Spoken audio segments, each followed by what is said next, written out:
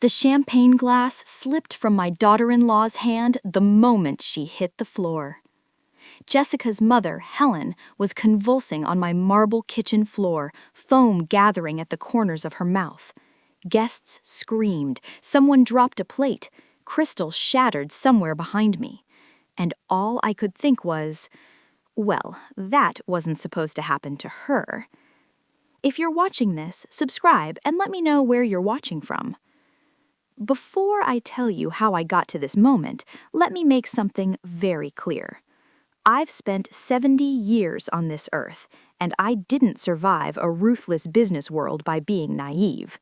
When someone tries to poison you at your own retirement party, you notice. Especially when that someone has been staring at your bank account like a starving woman looking at a banquet. 2 hours earlier, my kitchen had been full of laughter. Music drifted through the house, the smell of catered food hung in the air. Champagne glasses clinked as people congratulated me. I had just sold my consulting firm for $23 million. Not bad for a company I built from nothing after my husband died 15 years ago. Michael, my son, had insisted on throwing the party. "Mom, you deserve this," he'd said earlier that week, his warm brown eyes full of pride. "Let Jessica handle everything. You just relax and enjoy your night." That should have been my first warning sign. Jessica volunteering to organize anything was about as natural as a cat offering to guard a birdcage. Normally, she complained about loading a dishwasher, yet suddenly she had transformed into Martha Stewart, arranging flowers, polishing crystal glasses, and personally overseeing the catering staff. She floated around the kitchen like a queen of hospitality, which, as it turned out, made perfect sense, because she had a very important job to do that evening. The party itself was beautiful, I'll give her that. About 30 guests filled the house, former colleagues, business partners, a few old neighbors, and some distant relatives who suddenly remembered I existed once the sale of my company hit the local business pages. Jessica even hired a bartender. "Nothing's too good for you, Sarah," she kept saying with a syrupy smile, squeezing my arm with her perfectly manicured nails. Those nails alone probably cost more than most families spent on groceries in a week. I was standing near the kitchen island talking with my former partner, Daniel Brooks, discussing the ridiculous state of the market, when I saw something that made my stomach tighten. Jessica was standing near the champagne table. At first glance, she looked perfectly normal, but then I noticed the way she kept glancing around. Quick, nervous, calculated. The kind of glance people make when they don't want witnesses. My instincts, honed by decades of business negotiations and boardroom politics, kicked in immediately. And then I saw it. She slipped a small vial out of her purse, tiny, clear, almost invisible in her palm. She looked around once more before carefully pouring the liquid into a single champagne glass.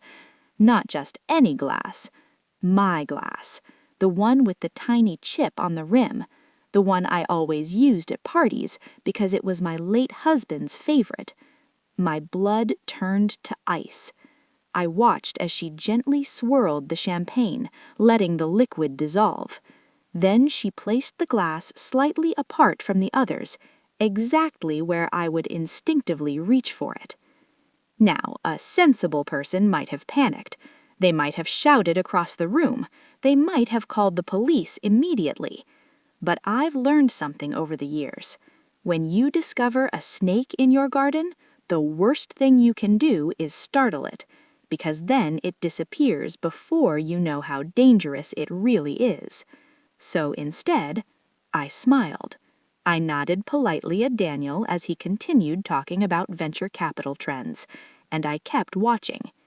Jessica picked up the poisoned glass and started walking towards me. Her face was a masterpiece of performance. Concern, warmth, daughterly affection. If acting were a profession, she might have had an Oscar. "Sarah," she said sweetly as she approached, "you look tired." She handed me the glass. "Here, have some champagne. You've earned it." I took the glass, looked directly into her eyes, and smiled warmly. "Thank you, Jessica." Then I held the glass casually, chatting with guests, pretending to sip, while never letting a single drop touch my lips. 10 minutes passed. Jessica drifted away to show off her brand-new tennis bracelet to the neighbors. She laughed loudly, basking in the attention. That's when I made my move. Helen, her mother, was standing near the counter, looking bored and slightly uncomfortable. She had always been a distracted woman, sweet in her own way, but not exactly observant. I walked past her and casually placed my champagne glass on the counter beside her purse. Then I picked up another glass from the tray. Helen noticed the drink beside her almost immediately. "Oh, good," she murmured to herself. "I was wondering where the champagne went." She picked it up without hesitation, without suspicion, without even glancing at whose glass it was, and she drank. About 30 seconds later, the glass slipped from her hand. It shattered against the marble floor. Her body collapsed right behind it. The room erupted in chaos. Someone screamed. Another guest shouted for an ambulance. Jessica's face turned white as paper as she rushed towards her mother. "Mom! Mom! Oh my God!" She dropped to her knees beside Helen, shaking her shoulders desperately. But Helen was already convulsing, foam forming at the corners of her mouth, her body jerking violently against the cold marble. And that's when Jessica slowly lifted her eyes and looked straight at me, because she knew exactly what had happened. I raised my champagne glass calmly and finally took a sip. Not the poisoned one, the safe one. Our eyes locked across the chaos, and for the first time since she married my son. Within 5 minutes, she was complimenting the champagne's interesting flavor and asking if I'd ordered it from somewhere special. Her tone had that airy politeness people use when they're pretending to be impressed, the sort of tone that suggests they already believe they deserve something better. The rest, as they say, happened rather quickly. I knelt beside Helen while Jessica screamed for someone to call 911. Her performance of shocked devastation was almost convincing. Almost. The problem with being a murderer is that genuine panic and fake panic look very different when you know what to watch for. Real panic is messy, uncontrolled. People forget how they look, what they say, who's watching them. Jessica, however, never forgot. "What happened?" my son Michael demanded, pushing through the small crowd that had gathered. His face was pale, but I caught something else in his expression. A quick glance toward Jessica that lasted just a fraction too long. A silent question, a silent answer. "I don't know," Jessica sobbed, clutching my arm. "She just collapsed. 1 minute she was fine, the next—" She gestured helplessly at her mother, who was now unconscious but still breathing. Thank God. The paramedics arrived within minutes. As they worked on Helen, checking her pulse and fitting an oxygen mask over her face, I found myself studying my son's expression instead of watching the medical drama unfolding on my kitchen floor. 32 years of motherhood had taught me to read Michael the way sailors read storm clouds. Right now, he looked like a man watching his carefully constructed future fall apart in real time. "Which hospital?" I asked the lead paramedic as they lifted Helen onto the stretcher. "St. Mary's. Are you family?" "Close friend," I replied, glancing meaningfully at Jessica, who was too busy hyperventilating into her hands to notice the subtle emphasis. "I'll follow in my car." Michael stepped forward quickly. "Mom, you don't need to do that. We'll handle everything. You should stay here, clean up from the party." How thoughtful. Keep the target at home while they figured out what had gone wrong with their little plan. Nonsense, I said firmly, already reaching for my purse. Helen is practically family. I'm coming. Before either of them could object, I grabbed my keys and walked out the door. The emergency department at St. Mary's smelled like antiseptic, exhaustion, and quiet desperation. I signed in at the front desk and took a seat in the waiting area a few chairs away from Michael and Jessica. Close enough to listen, not close enough to comfort. Doctors and nurses moved through the hallway with practiced urgency. After 40 minutes, a young physician came out holding a tablet and looking mildly concerned. Family of Helen Carter. Jessica sprang to her feet instantly. Yes, that's my mother. Is she okay? She's stable for now, the doctor said carefully, but we're fairly certain she's suffering from acute poisoning. The word hung in the air like a dropped glass. Michael's posture stiffened. Jessica gasped in perfectly measured horror. Poisoning? She repeated. That's impossible. The doctor continued. We're running tests, but preliminary symptoms suggest exposure to a plant-based alkaloid. Some of these compounds can cause rapid neurological reactions. Plant-based, untraceable toxins. Someone had clearly done their homework. Jessica began pacing the waiting room, her designer heels clicking against the linoleum floor like a metronome marking the seconds of her anxiety. Michael sat rigidly in a plastic chair, staring at his phone while messages continued lighting up the screen. He wasn't answering any of them, which told me two things. First, someone expected an update. Second, he didn't know what to say. This is just terrible, Jessica said again, wringing her hands. Poor Mom, I can't understand how this happened. I reached over and patted her shoulder gently. These things are often mysterious, dear, I said soothingly. I'm sure the doctors will figure it out. She nodded rapidly, grateful for the reassurance. Then I added, almost casually, you know, it's lucky she didn't drink much of that champagne. She only had a few sips before she collapsed. Jessica froze, just for a moment, but a moment was all I needed. Her eyes flicked toward Michael. Michael's jaw tightened, and suddenly the room felt very quiet. Oh, said Jessica slowly, you noticed that? Of course, I replied mildly. I poured the glasses myself, hostess habit. Another small silence settled over us.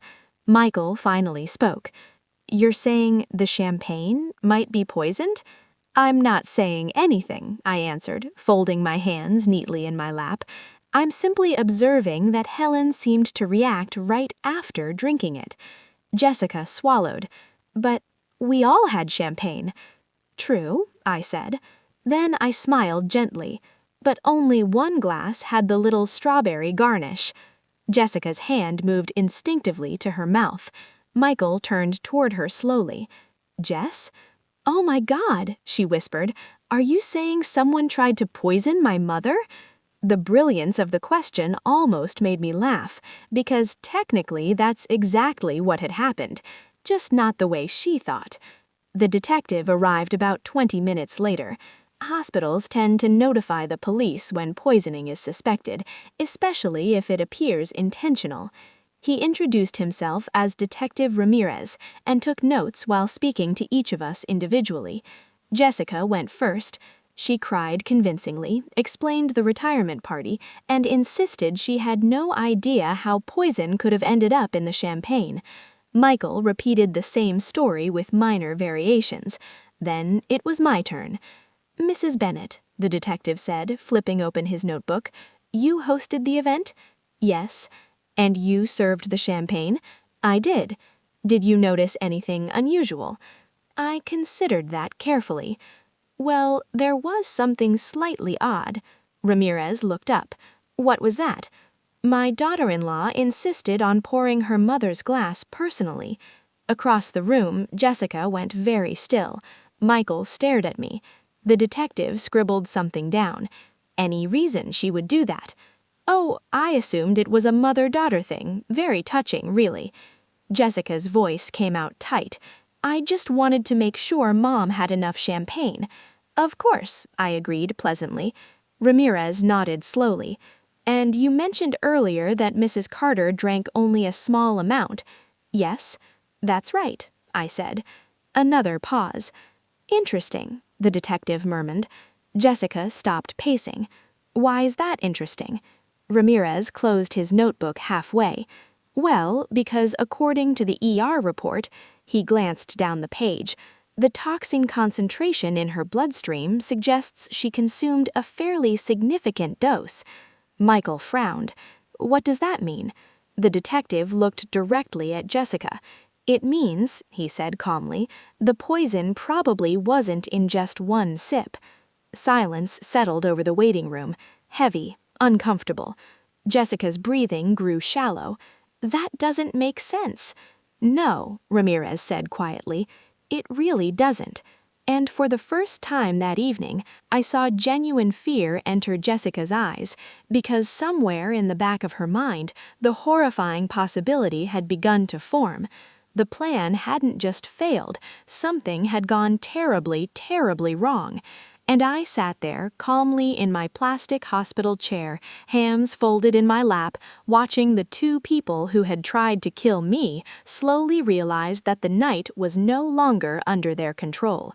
After all, when someone decides to poison you in your own home, the least you can. Jessica's step faltered, so slightly that anyone else might have missed it. Champagne? She repeated. You think the champagne caused this? I waved a hand dismissively. Oh, I'm sure it's nothing. Just an old woman's mind looking for patterns where there probably aren't any. But Jessica's face had gone a shade paler. Her hands trembled faintly as she reached for her coffee cup. Across the waiting room, Michael watched the exchange with the focused stillness of a hawk studying movement in a field.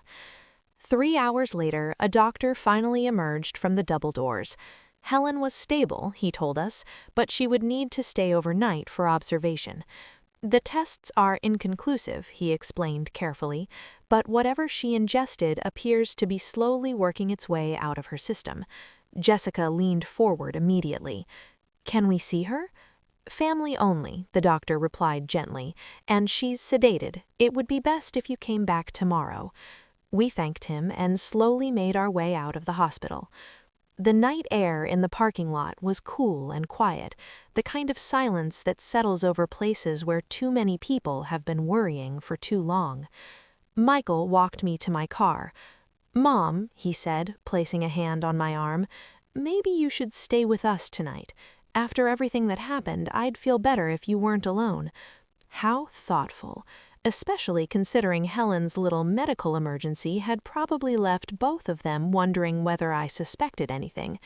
The answer, of course, was yes, absolutely I did, but they didn't need to know that yet. That's sweet of you, dear, I said, patting his cheek lightly, but I'll be fine. I have that new security system installed, remember? I kissed him goodnight, slid into my car, and started the engine.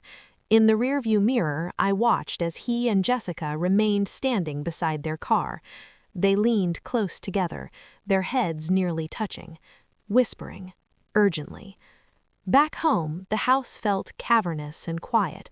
I poured myself a real glass of champagne, this one from a freshly opened bottle, and carried it into my study. The bubbles rose lazily to the surface while I sat down in my leather chair. Time to figure out exactly what my loving family had planned for me, and more importantly, what I was going to do about it. I spent the night doing something I had become exceptionally good at during 45 years in business: research. Not the kind done on computers or databases, the kind done with a sharp memory and a suspicious mind. Helen's poisoning wasn't random, and it certainly wasn't an accident. Someone intended for me to die at my own retirement party. Most likely they'd planned for it to look natural, a heart attack perhaps, or a stroke. At 70 years old, such things happen. No one questions when an elderly woman's heart gives out, especially not a woman who had spent decades running a demanding company and had just sold it for a very large sum of money. But the question remained, why? That, I realized, was the $23 million question. At 5 in the morning, I brewed a pot of coffee and sat at my kitchen table with a yellow legal pad. Methodically, I began writing down everything I knew about Michael and Jessica's financial situation. The picture that formed wasn't pretty.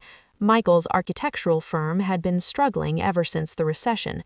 Jessica's boutique jewelry business, charming though she liked to call it, was more of an expensive hobby than an actual profit center.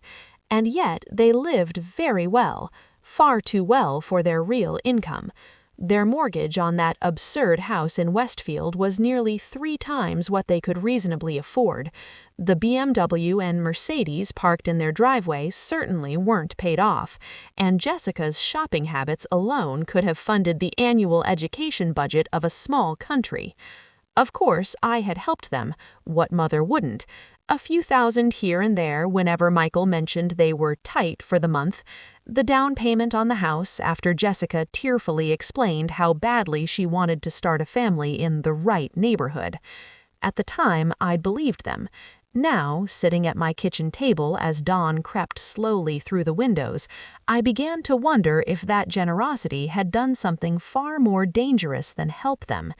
It might have taught them something very simple, that I was their solution, and that without me, their entire carefully constructed life might collapse. Which meant that if someone had decided I needed to die, the motive was already sitting neatly on my legal pad. 23. Private school tuition for Emma when they insisted public schools weren't good enough. Looking back at my checkbook records, I realized that over the past 5 years, I had given them nearly $200,000. $200,000. The number looked almost surreal written across the tidy columns of my ledger. Gifts, I had called them. Investments in their happiness. A grandmother helping her family build a better life. Never loans. That would have been tacky. Families didn't keep score with each other, or at least that's what I had always believed. But sitting alone at my kitchen table that morning, sunlight creeping slowly across the marble counter, I began to wonder if they'd seen those gifts differently, less like motherly generosity and more like advanced payments on an inheritance they simply couldn't wait to collect. The phone rang at 7:30 sharp. Jessica. Of course it was. My daughter-in-law had always been an early riser, the kind of woman who liked to get ahead of things, control the narrative before anyone else had time to think too much. I let it ring twice before answering. "Good morning, Jessica." "Jessica, I couldn't sleep all night thinking about you," she said immediately, her voice thick with concern. It was a very convincing performance. Jessica had always been good at that. "After what happened to Mom, I just keep worrying that maybe there was something wrong with the food or drinks. You didn't feel sick at all, did you?" How thoughtful of her, calling to check whether her poison had reached its intended target. "Not at all, dear," I said gently. "I feel perfectly fine. Have you heard anything more about Helen?" A small pause, just half a second. "The doctors say she should be able to go home today. They think maybe she ate something that disagreed with her before the party. You know how she is with her medications. Probably took something on an empty stomach." I nearly laughed.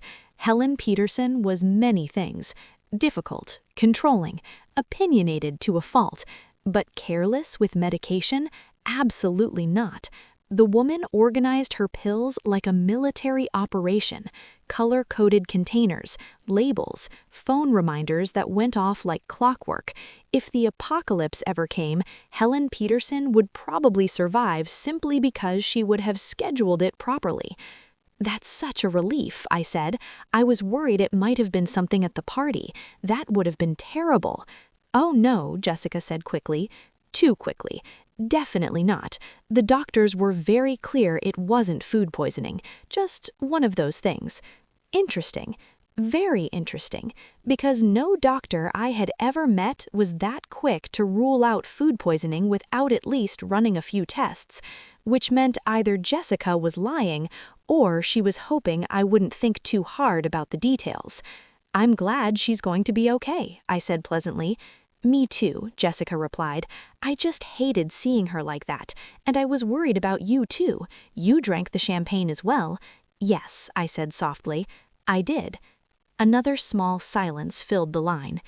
Anyway, Jessica continued brightly, I just wanted to check on you. Michael will probably stop by later today too. He's been worried. How touching. That's very sweet of him, I said. We exchanged a few more pleasantries before she hung up. When the call ended, the kitchen fell silent again. I sat there for a moment, staring at my reflection in the dark screen of my phone. Then I stood and walked slowly to the counter. The champagne bottle was still there, exactly where Jessica had left it the night before.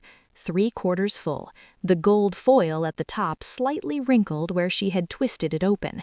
It looked perfectly ordinary, perfectly harmless. I picked it up and turned it slowly in my hands. Such an elegant bottle, expensive too.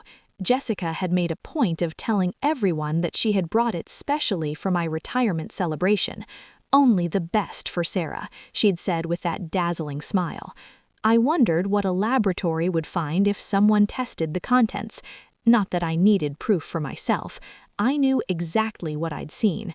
The way Jessica had watched me when she handed me the glass, the way her eyes had flicked nervously between me and Helen after we both started drinking, the way she had rushed across the room when Helen collapsed, but hadn't looked surprised. No, she hadn't looked surprised at all. But evidence could be very useful later. My doorbell rang at 9 o'clock. I already knew who it would be. Michael stood on my front porch holding a white pastry box from my favorite bakery. He looked tired, concerned, the picture of a devoted son. Thought you might want some breakfast, he said as he stepped inside and kissed my cheek. You probably didn't eat much yesterday after everything that happened. That was very thoughtful, I said warmly. He set the pastries on the counter and opened it. Inside were croissants, blueberry muffins, and 2 small almond danishes. Michael had always remembered my favorites. I made fresh coffee while he arranged the pastries neatly on a plate. For a few minutes, we moved around the kitchen in comfortable silence. It would have looked very normal to anyone watching, a mother and son sharing breakfast. But underneath that quiet routine, my mind was working very carefully, observing, measuring, waiting. Michael finally leaned against the counter. How are you really doing? He asked. I told Jessica this morning that I feel fine. She called you already? Yes. He nodded slowly. She was really shaken up last night. I'm sure she was. Michael picked up a croissant but didn't eat it. Helen collapsing like that scared her. I poured 2 cups of coffee. Yes, I said. It scared everyone. He studied my face. You didn't feel sick at all? There it was, the same question Jessica had asked. Interesting that they were both so focused on that. Not at all, dear, I said calmly. I feel perfectly fine. Michael finally took a bite of his croissant. You were lucky then, he said. Lucky, that's one way of putting it. I sat down across from him at the table. Have you spoken to the doctors about Helen? Yeah, they think maybe it was some kind of reaction with her medication. Is that what they said? I asked. That's what Jessica told me. Of course she did. Michael had always trusted his wife completely. That had been one of the things I admired about him. Now I wondered if that trust had made him blind, or worse, complicit. He sipped his coffee. You must have been terrified when she collapsed. I was surprised, I said carefully, but not terrified. Michael frowned slightly. Most people would be. Most people didn't see the look on Jessica's face when she poured the champagne. That made him pause. What do you mean? I took a slow bite of my almond Danish. Nothing important, I said lightly, just something I noticed. Michael's eyes narrowed. Mom, what are you implying? I'm not implying anything, I said calmly. I gestured toward the counter, but that bottle is still there if you're curious. His gaze shifted slowly toward the champagne bottle, the one Jessica had brought, the one she had opened, the one that had been sitting untouched since Helen collapsed. Michael stared at it for a long moment. You think something was wrong with it? I think, I said quietly, that it might be worth testing. The kitchen grew very still. You're serious? Very. Michael looked back at me. You think Jessica poisoned you? I think, I said gently, that someone at that party expected me to be the one lying on the kitchen floor last night. The color drained from his face. That's ridiculous. Is it? Yes. Then you won't mind if I send the champagne to a lab. He didn't answer immediately. Instead, he stared at the bottle again, and in that moment, for the first time since the party, I saw something in my son's expression that chilled me far more than the poison ever could. Fear. Not confusion, not disbelief. Fear. And suddenly I realized something very important. Michael wasn't afraid that Jessica had tried to poison me. Watching him move around my kitchen, opening cupboards he had known since childhood, reaching for the sugar bowl without asking where it was kept, I felt a strange, hollow sadness settling somewhere deep in my chest. This was still my little boy. The same boy who used to burst through the front door after school with grass stains on his knees and a grin so wide it seemed to light up the whole house. The one who once presented me with a fistful of dandelions as if they were the rarest flowers on earth. The one who taped crooked drawings to my refrigerator and waited anxiously for me to admire them like priceless works of art. When had that boy disappeared?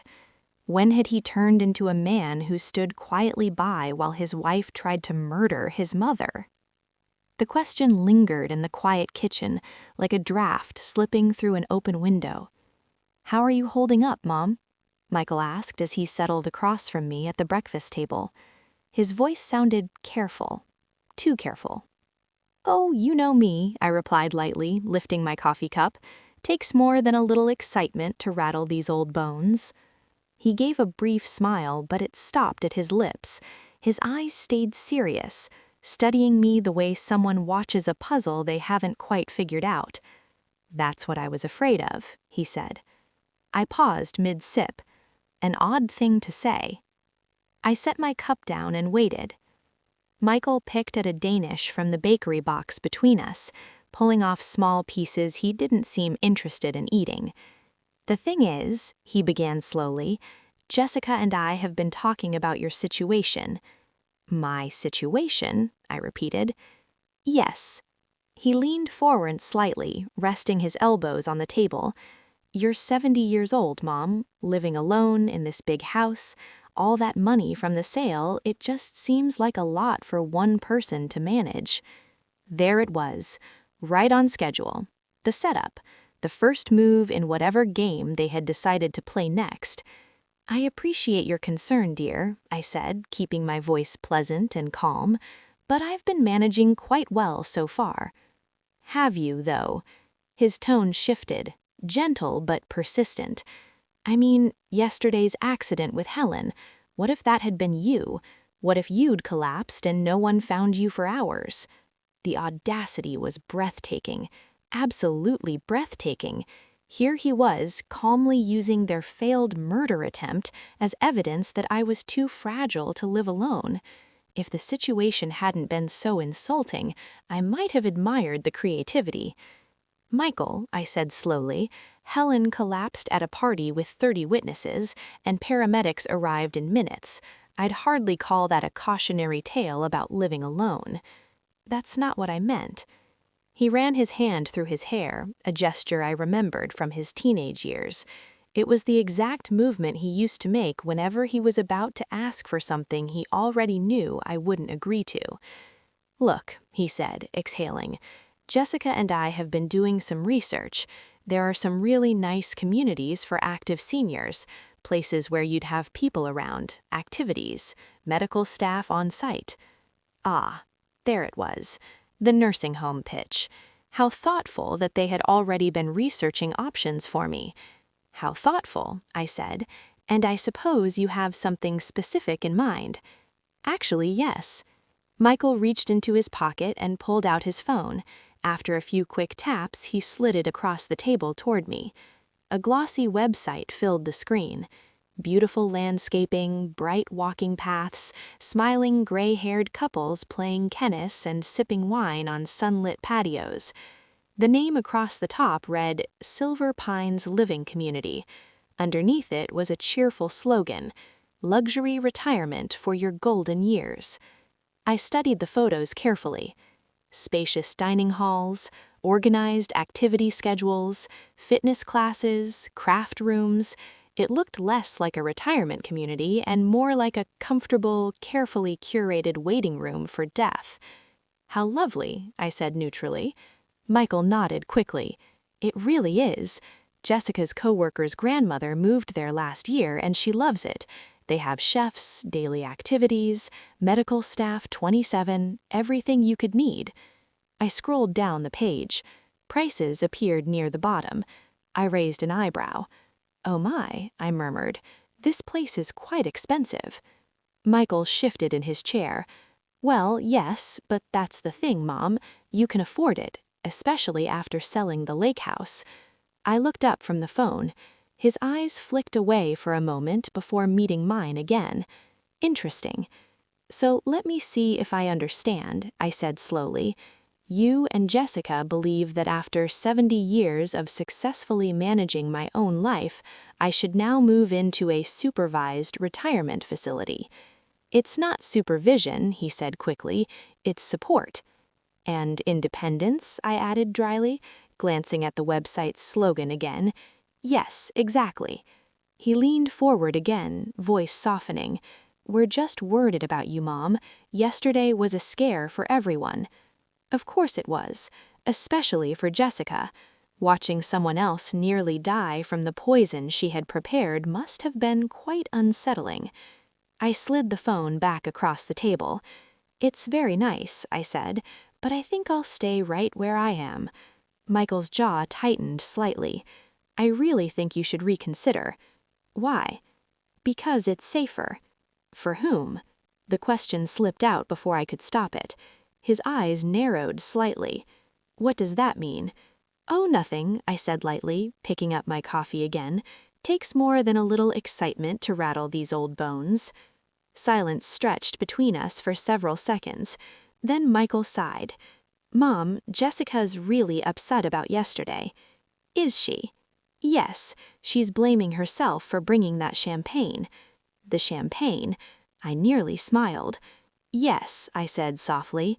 "I'm sure she is." Michael nodded. "She feels terrible. Helen's still in the hospital, you know." "Yes, I heard. They're saying it was poisoning." "That's what the paramedics suggested." He studied my face carefully. "It's strange, though." "Is it?" "Well, nobody knows how it got into the bottle." I met his gaze calmly. "Yes," I said. "That is strange." Another pause. "You didn't notice anything unusual?" "Unusual? With the drinks, the bottle, anything like that?" "No, Michael." I leaned back in my chair. "I was too busy hosting my own retirement party."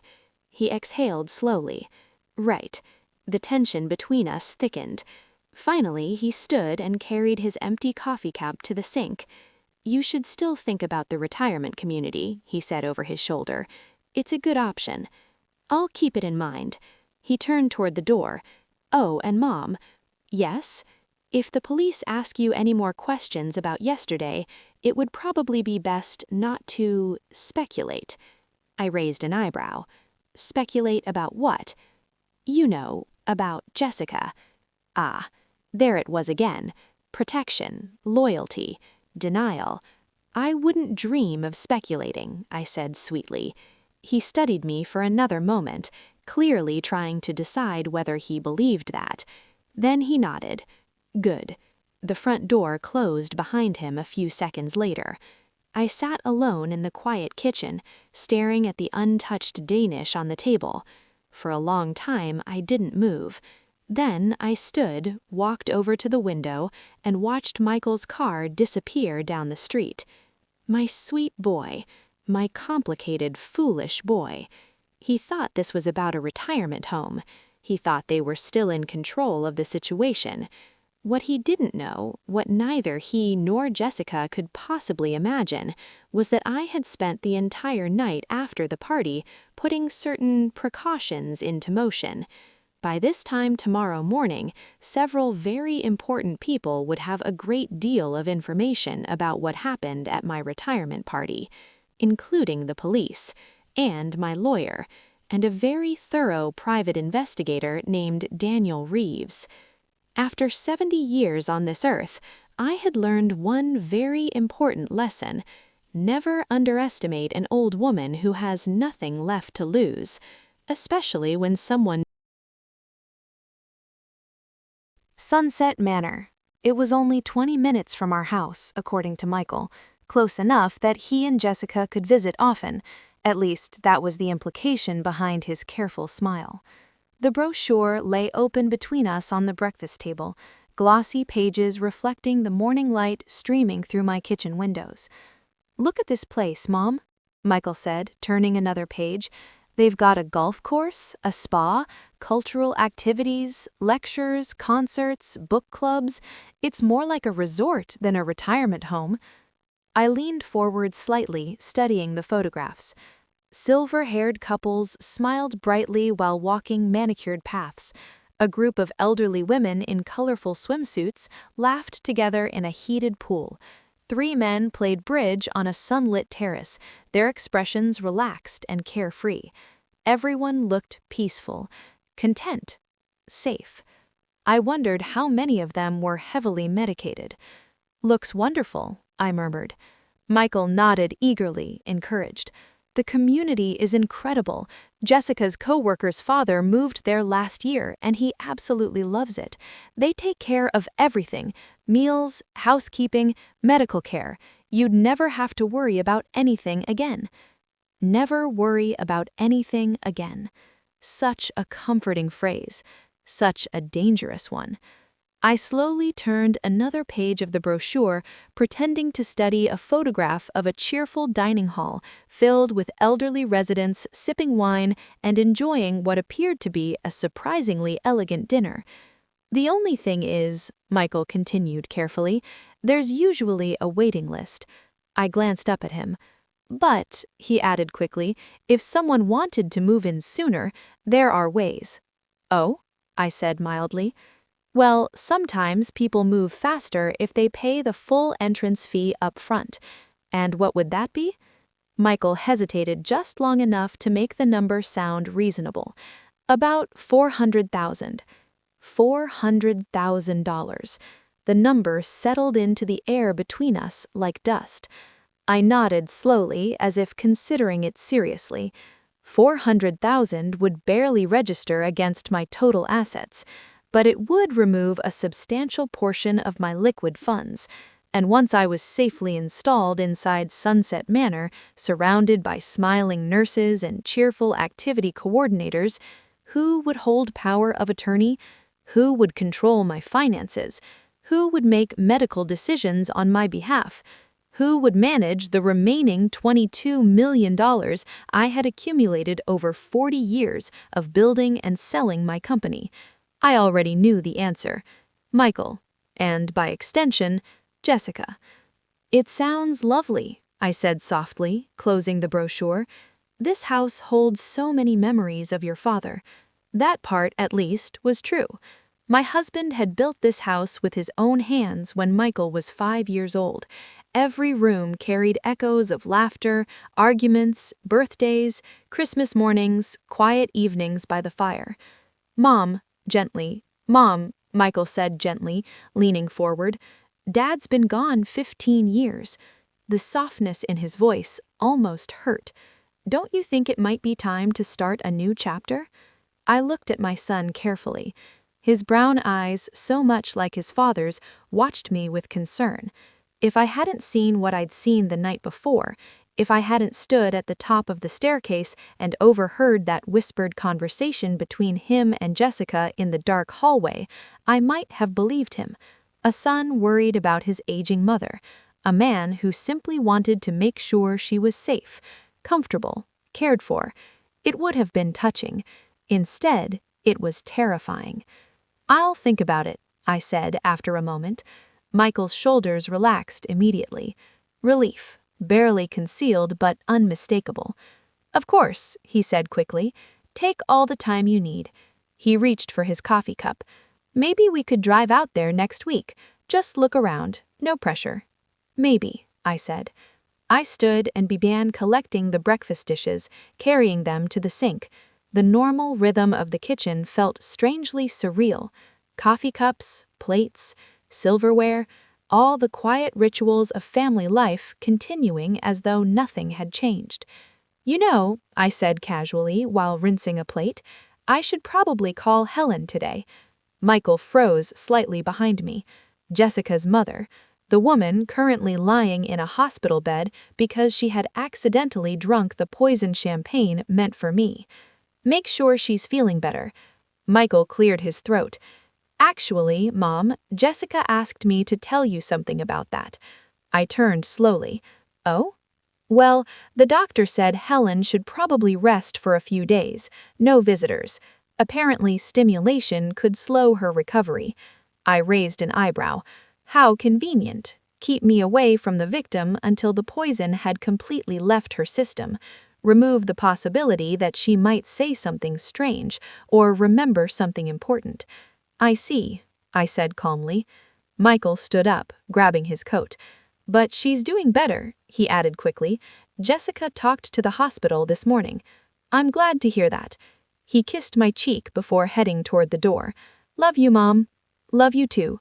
The door closed behind me, and suddenly the house felt very quiet. I finished the dishes slowly, drying each one carefully before placing them back into their cupboards. Then I walked down the hallway to my study. This room had always been my sanctuary. Dark wood shelves lined with books, my husband's old leather chair near the window, the antique desk where I had signed contracts worth millions of dollars during the final years before selling the company. I sat down and stared out at the garden. My husband had planted those roses 20 years ago. They were blooming beautifully, red, pink, white, despite having no one to tend them except an old woman who, apparently, could no longer be trusted to manage her own life or her money. I leaned back in my chair and allowed my mind to work through the timeline. They had waited, patiently, strategically. 6 months ago, I finalized the sale of my company. The deal was larger than anyone expected, $22 million after taxes and distributions. Before that, killing me would have been pointless. My will already left everything to Michael, but once the sale was completed, once the money was liquid, things became more complicated. If I died suddenly now, especially after signs of declining mental capacity, Jessica and Michael could challenge any recent changes to my estate plan. They could claim I had been confused, manipulated, unstable. A judge might freeze the assets, investigate, and eventually, Michael would inherit everything anyway. But if I voluntarily moved into a retirement community, if Michael held power of attorney, if medical staff began documenting cognitive decline, then my son could legally control my money while I was still alive. Every dollar, every investment, every decision. And if I happened to die unexpectedly somewhere along the way, well, that would simply be unfortunate. The phone rang on my desk. I stared at it for a moment before answering. Hello? Sarah, David Hartwell here. I exhaled slowly. My attorney. Good to hear from you, he said warmly. How was the retirement party? I almost laughed. Eventful. That sounds intriguing. David, I said quietly, I need to see you. There was a brief pause. Is everything all right? I looked back out the window at the roses. The garden looked peaceful, beautiful, completely unaware that a war had just begun inside the house behind it. I'm not sure, I said. Another pause. Sarah, David said carefully, that doesn't sound like you. It doesn't feel like me either.